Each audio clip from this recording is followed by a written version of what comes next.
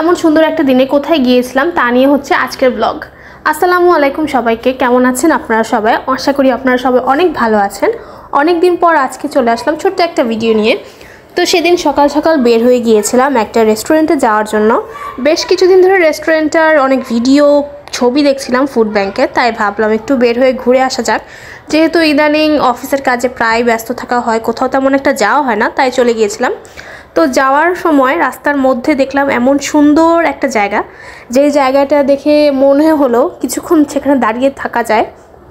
যেই বলা সেই কাজ, তাই ভাবলাম একটু কিছুক্ষণ দাঁড়িয়ে এই সুন্দর দৃশ্যটাকে উপভোগ করি। আর একই সাথে খুব সুন্দর বাতাস বইছিল, এই বাতাসটাকেও ফিল করছিলাম। তো কিছুক্ষণ এখানে দাঁড়িয়ে থাকার পরে চলে গেলাম আমার সেই কাঙ্ক্ষিত রেস্টুরেন্টে।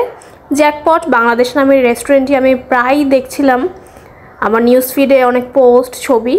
তো ভাবলাম একটু যে ঘুরে আসি। আর যেহেতু আমি ফাস্ট ফুড অনেক পছন্দ করি, তাই ভাবলাম এই জায়গাটা হবে বেস্ট একটা জায়গা।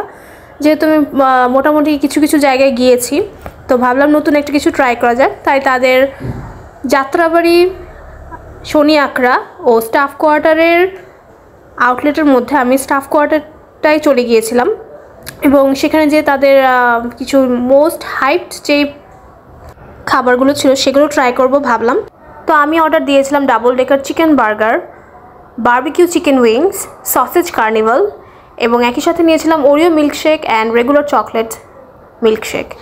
তো এই তো ছিল আমার টুকটাক খাওয়া দাওয়ার আয়োজন। খুবই ভালো লেগেছে তাদের সার্ভিস এবং খাবারগুলো। সসেজ কার্নিভালটা একটু ইউনিক লেগেছে আমার কাছে, এরকমটা আমি সব জায়গায় দেখি না। তো এই তো খাওয়া দাওয়া শেষ করে আমি আবার বাসার উদ্দেশ্যে রওনা দিয়ে দিয়েছিলাম। বেশি একটা সময় থাকিনি। তো এই তো আজকের মতো এই পর্যন্ত। আল্লাহ হাফেজ।